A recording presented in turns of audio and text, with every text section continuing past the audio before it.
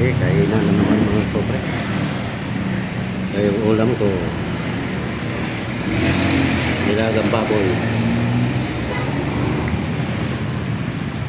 Ayan. Katanya, itlog lang. Huwag itlog.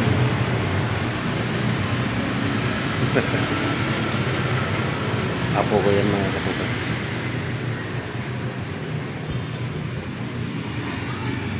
Yan lang talaga yung ulam nila, walang sabaw.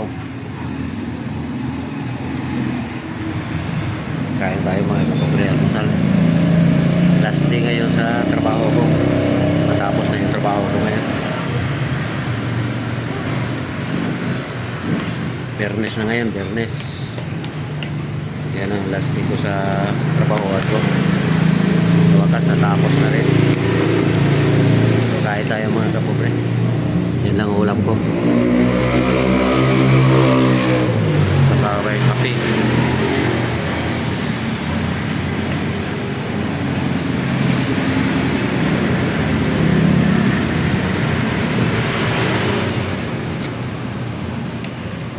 Thank you for watching.